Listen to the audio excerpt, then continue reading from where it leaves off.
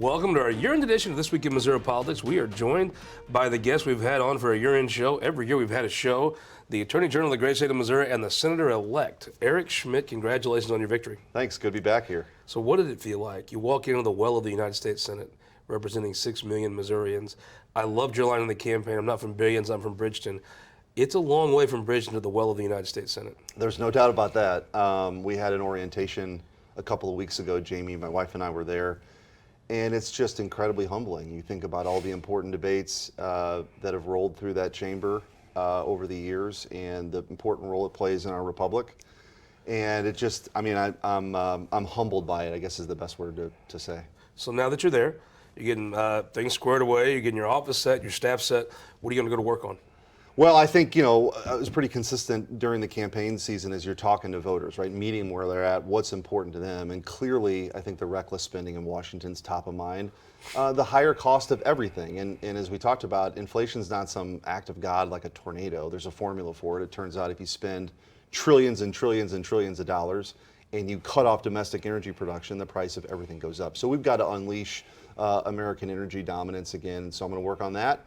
And hopefully bring some of the skills I've had as AG, some of those important fights that we've taken on, whether it's on the border, overreach of the federal government, take that skill set to the Senate. Do you have a way, as a United States Senator, maybe working with your colleagues, even though you're in the minority, to come together and find a way to force the administration to do more drilling, domestic drilling?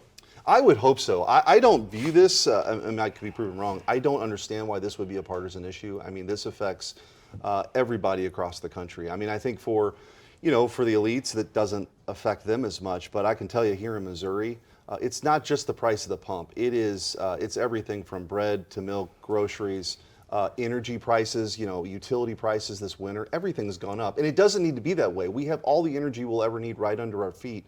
We shouldn't be begging for oil from Saudi Arabia and places like Venezuela. It's going to be an interesting view, though. You're going to the U.S. Senate, where you're in the minority. I don't think you've ever served in the minority, have you? I have not. State government.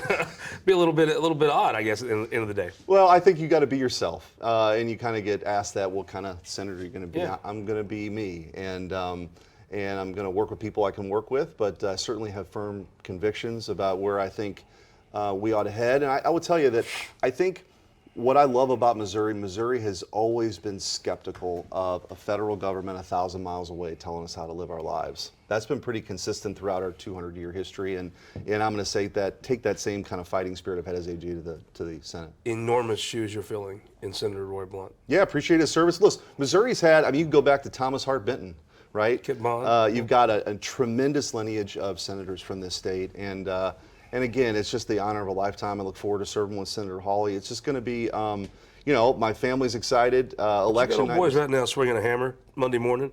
You got folks driving a truck, maybe listening to this on a podcast. Those folks pay federal taxes, a lot of federal taxes. Somebody's got to bring those back home. It looks like the baton's been handed to you to make sure that happens. Well, I'm going to be an advocate for the people of the state, for the taxpayers of the state. There's no doubt about that. That's been my record in every office that I've held. And I feel incredibly grateful that the people of the state have entrusted me to be their next senator. Tell me about big tech, something that's been an issue in Washington. I was a little skeptical. I was like, well, just put your Facebook account down, right? But when you really think about it, the network news is regulated. There's regulation on the radio. And frankly, I probably get more of my news from my phone than I do those sources anymore. So does regulation of this make sense as far as how they disseminate news? Or does deregulating all of it make sense? Well, I think you see right now, these big tech companies are some of the most powerful companies in the history of the world. I mean, you talk about how you get your information now. And we filed a lawsuit in May that we're now having some depositions that essentially allege, and we've now proven, that big government is colluding with big tech to censor people.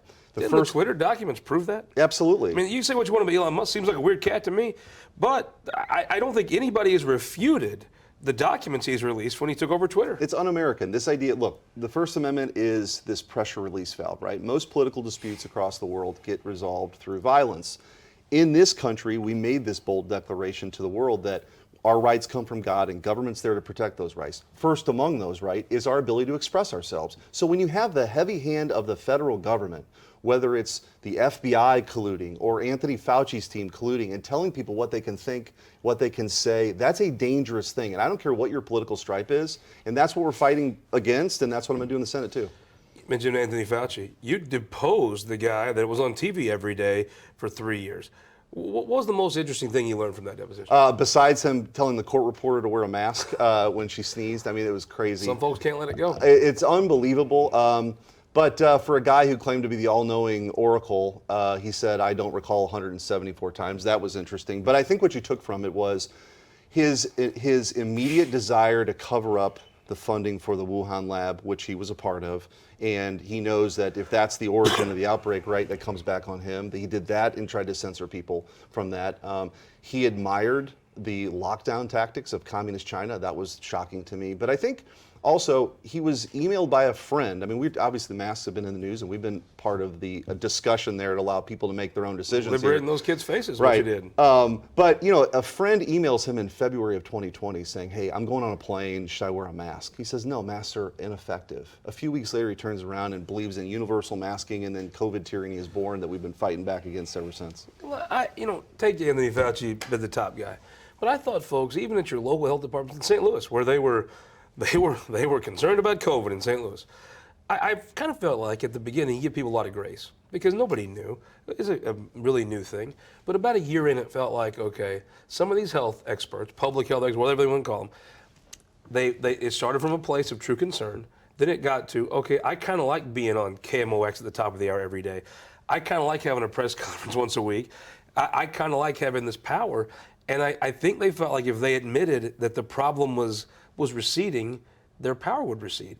There was a line it crossed when an 80-year-old guy could go to Walmart without a mask, but an 8-year-old kid couldn't sit in a classroom without a mask. And I'm like, I don't know. I'm not a conspiracy theorist, but I don't know that I believe you anymore. Well, I don't think you're alone. I think that it's important to keep in mind this is America, right? And people get to make their own decisions.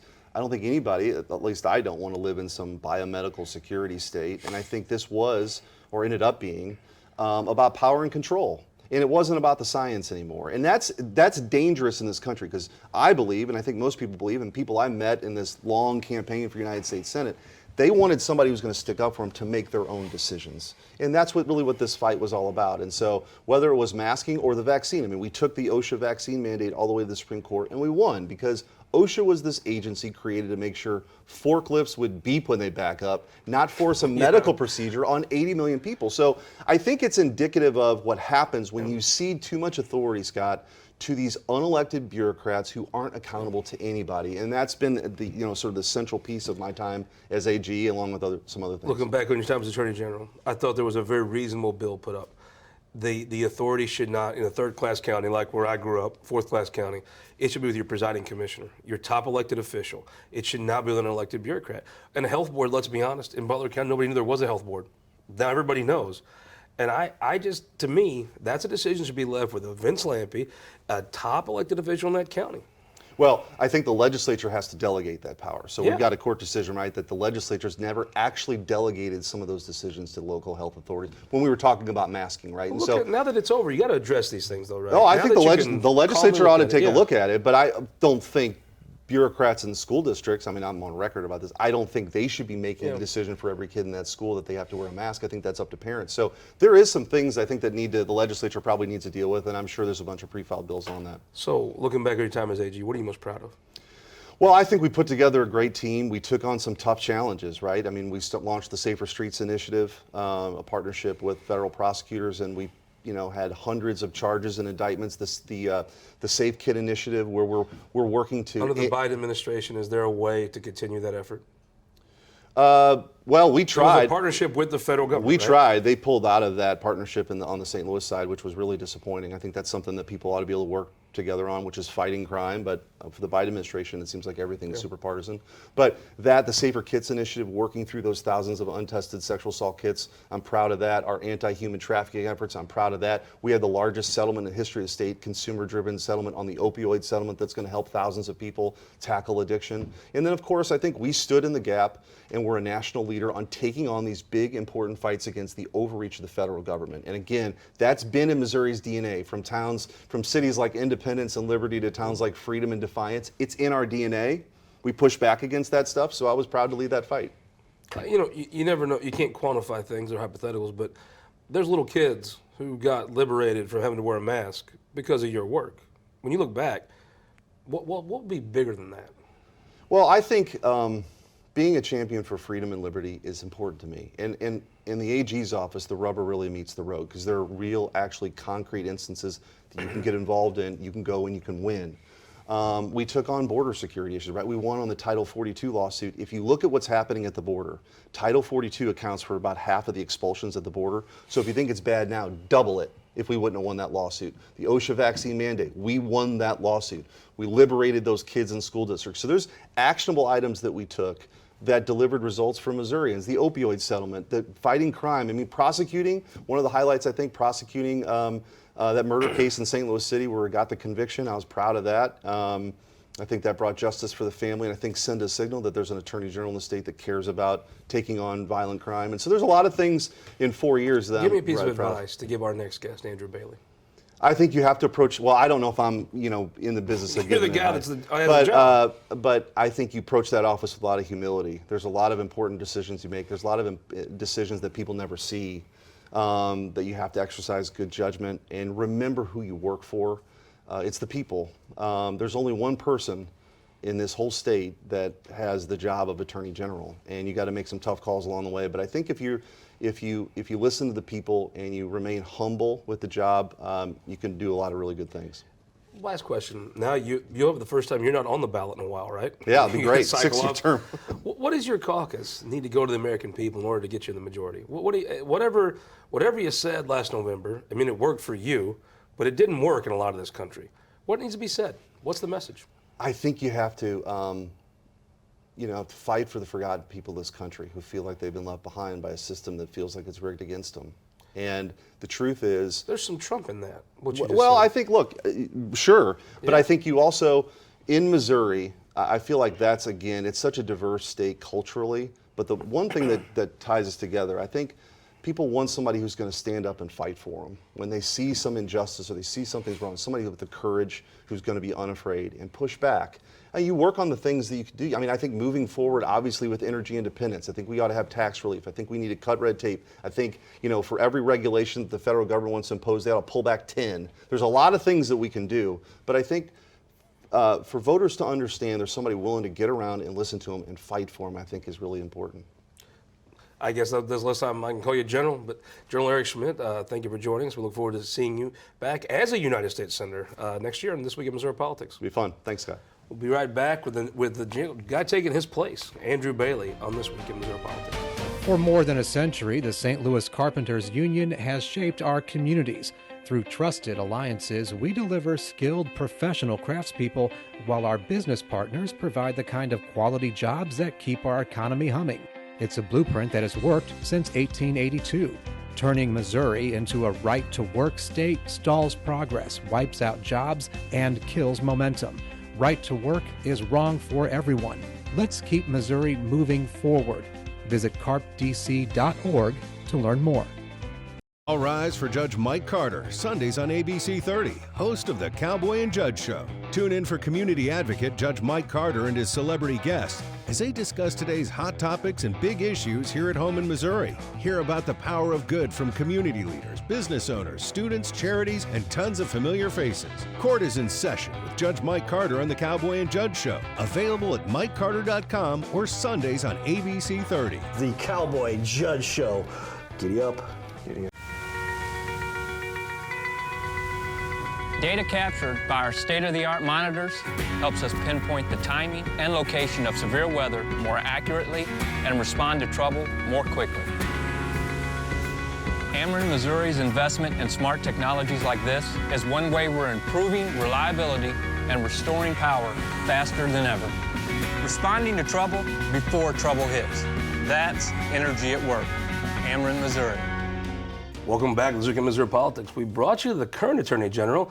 Now we're bringing you the next Attorney General of the great state of Missouri, Andrew Bailey. Welcome to This Week in Missouri Politics. Thank you, Scott. Pleasure to be here. What an honor it had to be named by the governor, someone that you knew very well, so I'm sure you have a high regard for, as the Attorney General. Yeah, you're absolutely right. I mean, getting to work for Governor Parson for almost 4 years now and getting to watch his steady-handed leadership, and, it's just such a humbling experience to get to serve the people of the state of Missouri in this expanded capacity, and I look forward to going to work and fighting for this state.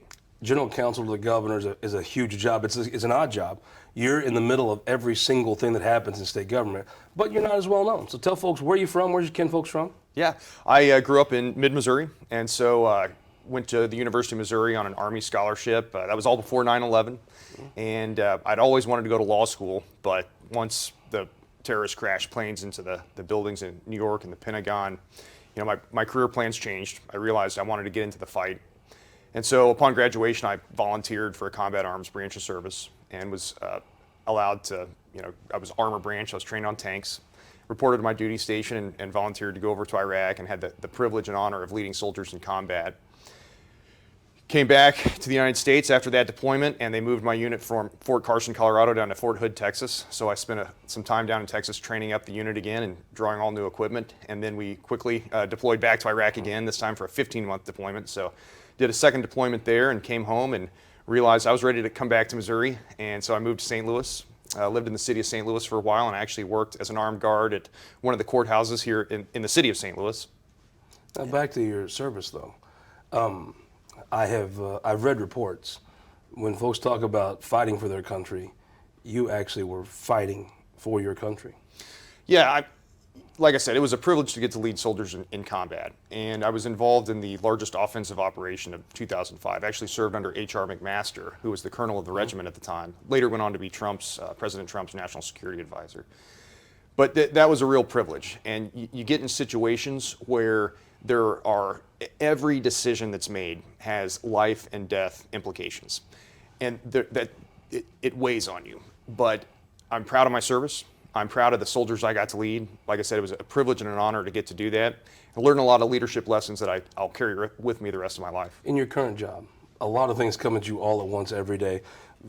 Very, very, very varied group of things that come at you.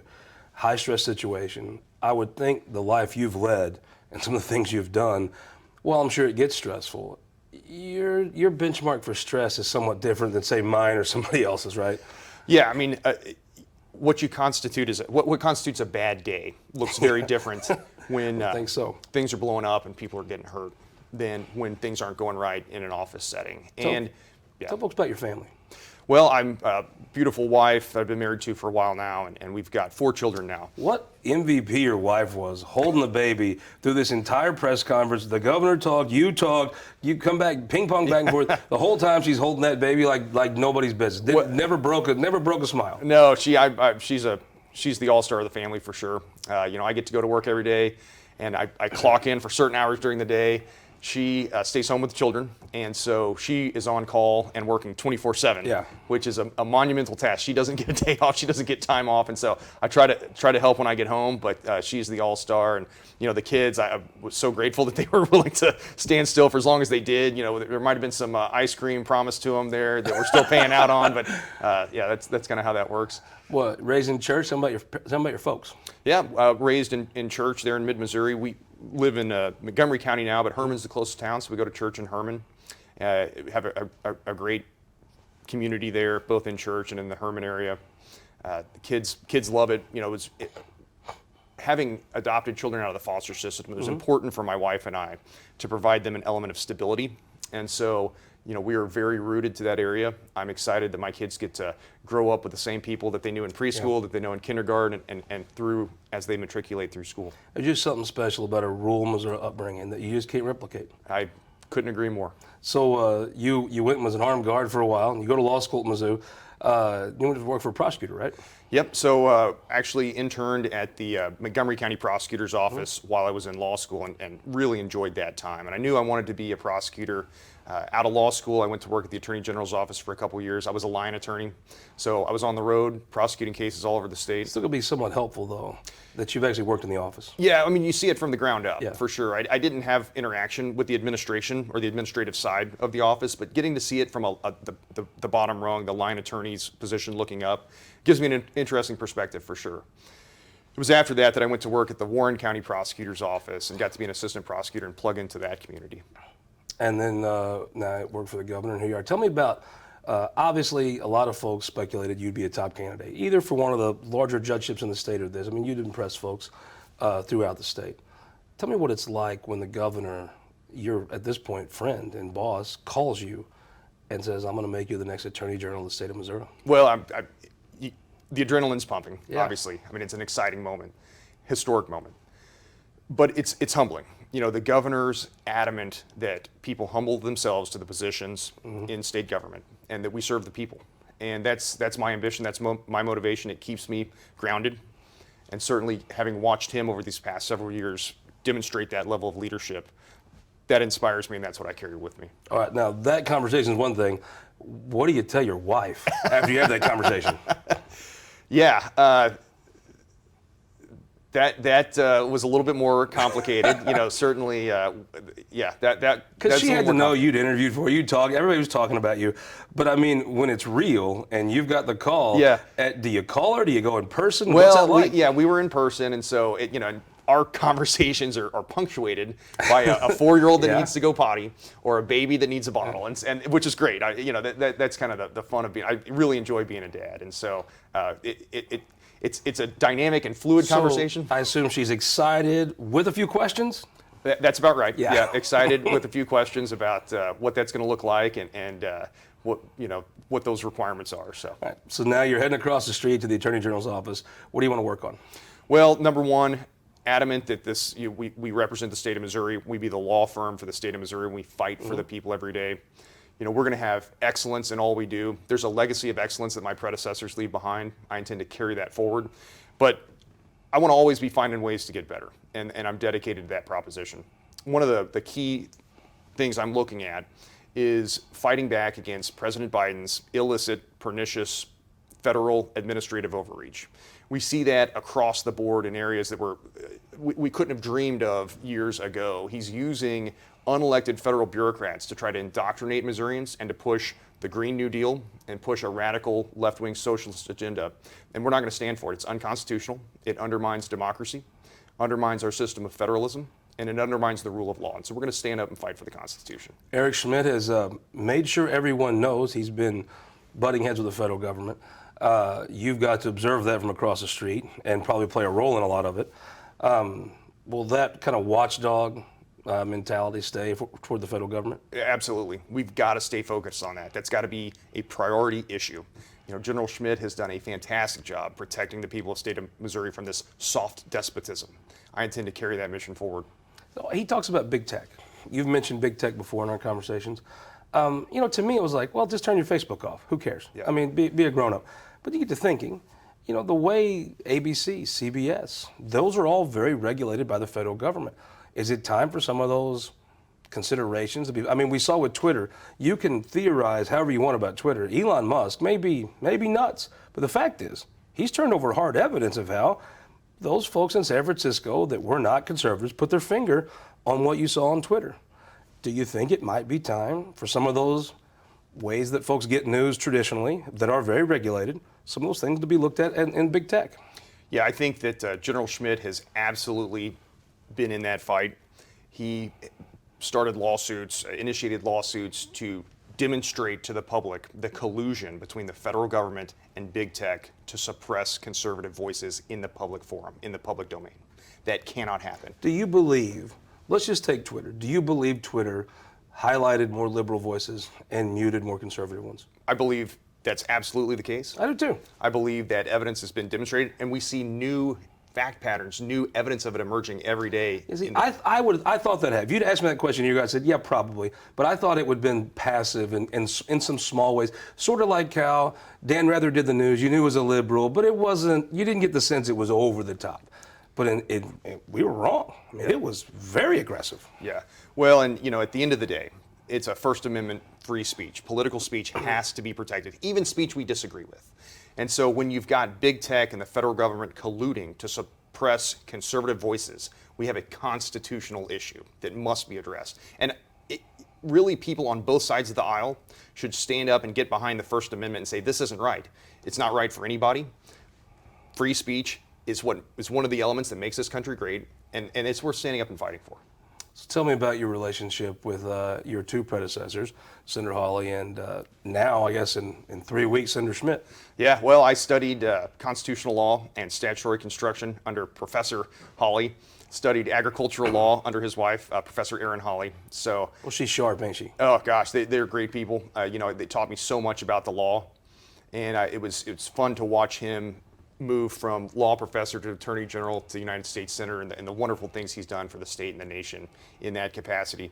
General Schmitt, I remember when I was working at the Department of Corrections on day one, General Schmitt came and met with me and other general counsels throughout state government.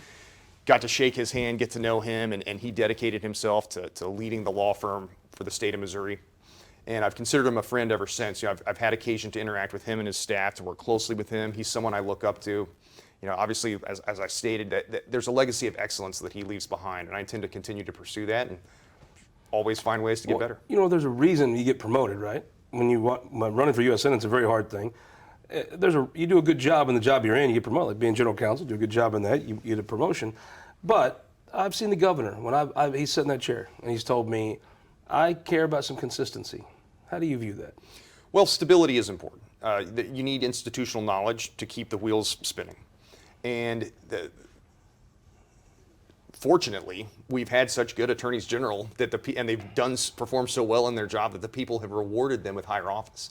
I am singularly focused on being the attorney general. I'm singularly focused on leading that organization. I'm singularly focused on representing the people of the state of Missouri as the head of the law firm for the state of Missouri, and I'm excited to take over. You've been mentioned as a top contender for judicial nominations, including the Supreme Court. You came right out of the gate at your press conference and said, I'm running for Attorney General in 2024. Did you feel like it was important just to say, hey, I'm in, no ifs, ands, or buts, there will be continuity in this office if it's up to me with the will of the people? Yeah, absolutely. First of all, again, it's humbling to be in these kinds of conversations and to have opportunities in front of me. It's nothing that I ever anticipated, but it's something I take very seriously. And it is important, the continuity, the stability of the office, and making sure that legacy continues. That's what we're going to do. And I believe that the people will see the work that I do over the next 2 years, and will be very pleased with the organization, and that at the end of the day, I'll be the Attorney General. In our last segment, I asked if there was any piece of advice Eric Schmitt had for you. He said, stay humble. That was his advice. How'd that strike you? That's genuine Eric Schmitt. Yeah. That's the kind of person he is. That's why he and I are friends. That's the kind of person I am. It's advice well taken. And I will never lose who I am, where I came from, or the things that happened to get me here. I will always serve humbly, and we're gonna provide excellence in all we do. Well, I hope as you set the office up, get going, as the campaign unfolds, you'll come back and share your views on This Week in Missouri Politics. I'd be happy to, and I appreciate the opportunity, Scott. Thank you so much. And we will see you next week for This Week in Missouri Politics for a very special edition. Colonel Wayne Waldron is going to sit down and discuss his time in the service and a very special military anniversary he was a part of. Wayne Waldron served the state for a very long time, now the Director of Revenue, but probably more so, a veteran. He's going to tell his story about his career, his legacy, and a very special anniversary for our year-end edition for everyone in Central Missouri on PBS on This Week in Missouri Politics. This Week in Missouri Politics is sponsored by the Missouri Automobile Dealers Association, Ameren, Spire, and Sterling Bank.